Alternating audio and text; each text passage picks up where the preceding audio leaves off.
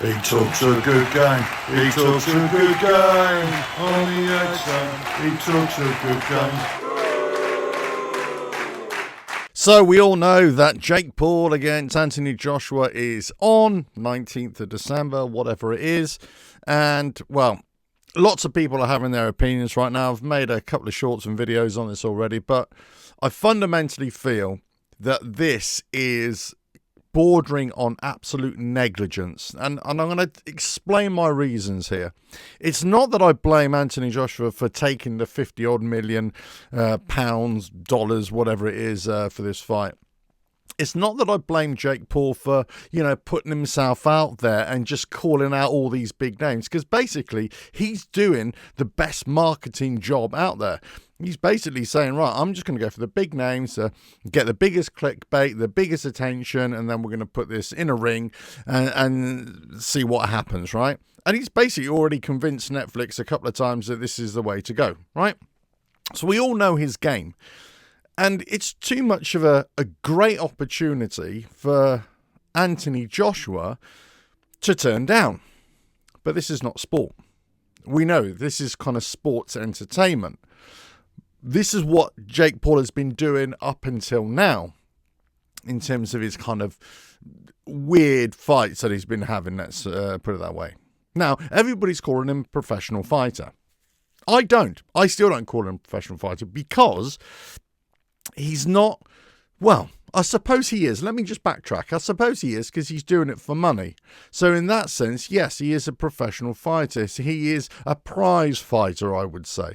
But in terms of a professional boxer, well, no, certainly not by convention, he isn't.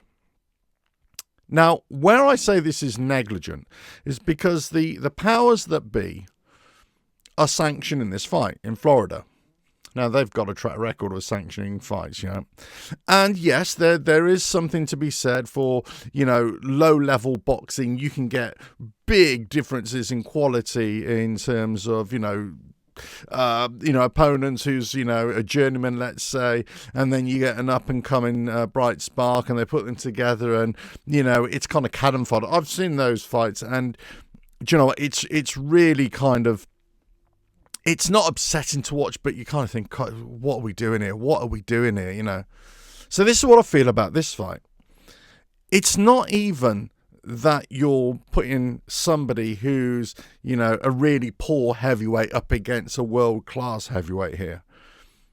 My problem is that he's not even settled at any weight. People call him cruiserweight, but he's jumping up and down weights all over the place, and he hasn't proven himself in any division. So regardless of where he thinks he's at, where his mind thinks he's at, and all the people around him say, oh yeah, you can do this, you can go in against Joshua because he's all washed up and everything. He's never even proven himself in the heavyweight division, let alone conditioned his body and his head to be able to withstand heavyweight blows. So all the boxers, all the fighters, all the MMA fighters that he's ever got in the ring with, most of them couldn't even punch properly or punch like a boxer. So in terms of boxing, they are very low-level boxers. So then you're talking about, okay, you're stepping up to a world-class, an absolute world-class boxer now, and in a heavyweight division. And you never fought there, and you think you can take him.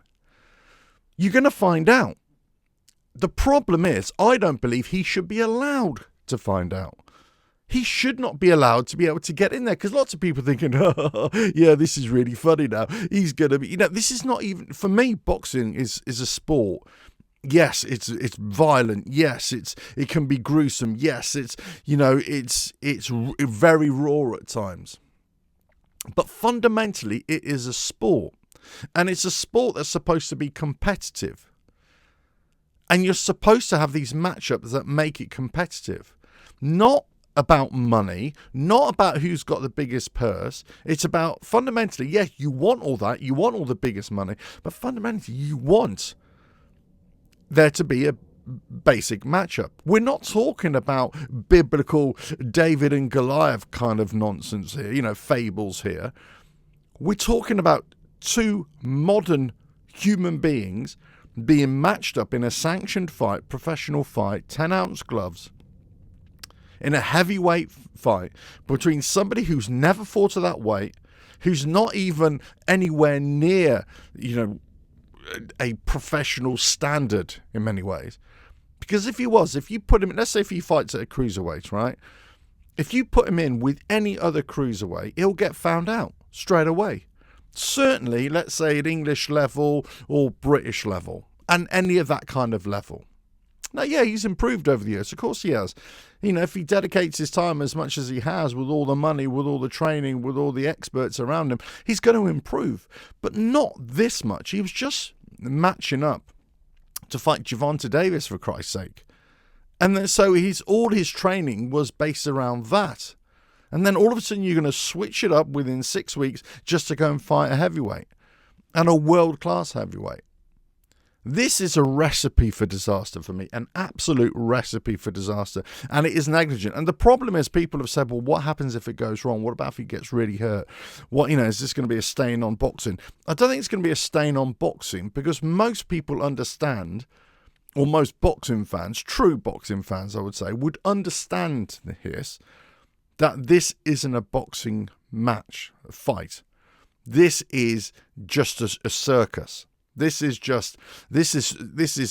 boxing entertainment, fight entertainment, sporting entertainment, rather than legitimate competition. It might be a legitimate fight because you're going to go in there, Jake Paul, and you're going to find out what a fight really is. But in terms of competition, there is no competition. So that's, lots of people are questioning the legitimacy. So there's something written in the contract here. Everybody's saying, no, there's no contract. There's nothing in the contract here. And, Anthony Joshua looks like he means business. And I hope he does. I hope he does mean business. Now, I don't want to see Jake Paul, get hurt. But this is the indictment on this fight.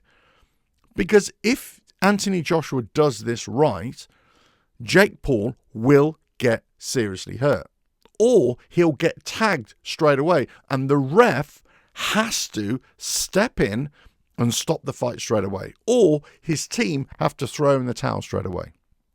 That's the only way this is legitimate, because if he tags him, and he's tagging him at full power, Jake Paul goes down, and he goes down hard, and the thing is, he might not get back up. That's the seriousness of this. So I understand that there's this kind of fascination here to want to see Jake be put in his place. And I understand there's this fascination to see, well, has Anthony Joshua still got it? And I understand there's this fascination of, you want to see if a David can get in with a Goliath and see if you've got a chance. Look, I'll give you a little story. Many years ago, I'm into motorbikes, right? Many years ago, I got into a racetrack with some professionals, and I thought I was pretty good, right? I thought, not bad. Yeah, I can hold my own. Not until I actually got on the racetrack did I realise, oh no. You're not even 1,000th of what these guys are, right? And in other things I've tried, I've tried over the years. When I was a younger guy, right? You get in there and the levels, and you get in there, you think, oh God, this is a bad day, and you go away battered and bruised, and you come back and you think, not only physically you're battered and bruised, but ego is battered and bruised. But you learn lessons. Say, do you know what? No. But this is going to be the biggest lesson, and it could be the very last lesson that he ever learns, because he's been allowed to get in the ring. And I said this in a previous video.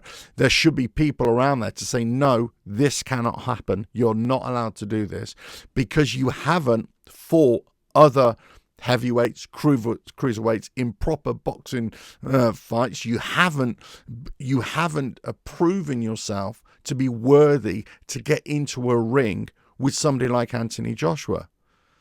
Now, if he'd had 4 or 5 fights with heavyweights, if you've had 4 or 5 fights with proper cruiserweights and gone up the rankings, then you could say, okay, all right, maybe there's an argument here to step up from cruiserweight to go to heavyweight and just say, look, we've got a big following, put all the money down. Do you fancy it or what? then there's an argument, but he's got no track record here. This is negligence. And I cannot believe that this is being allowed to happen. Honestly, I cannot be, even if that's if it does happen. Who knows what could happen the next few weeks, whether somebody's going to pull out, whether somebody's going to get an injury or something like that. I mean, who knows? But this is just wrong. It's just wrong. And we're all going to be watching it, or most people, the millions are going to be watching it around the world, just waiting for somebody, Jake Paul, to get his head caved in. That's really what we're watching for. That's what we're expecting. That's what the obvious outcome of this fight should be. Because if it isn't, then it could be a problem. Now, I was thinking about this the other day. I was thinking about this and say, actually, Joshua could be really spiteful here. He could really be spiteful in just KO him within 10 seconds, 30 seconds, right? Which I would kind of expect if he really goes in there with bad intent. But actually, he could go with even worse intent into actually just take him 8 rounds and just systematically beat him to a pulp so that he just can't walk, he can't do anything afterwards. Just a really bad beatdown just to school him at every second of this fight to say, you're not good enough, you should not be in here, bang, bang, you're not good enough. And just going to keep on doing it to the body, to the head, to the body, to the head. And then Jake Paul's going to say, oh, yeah, I lost it. No. You have got seriously, embarrassingly beaten up here. There's 2 ways of doing this. Either way, it's negligence on the authorities to let this happen. Let us know your thoughts in the comments below. If you know what to do here, keep on watching, and I'll catch you again. Bye now.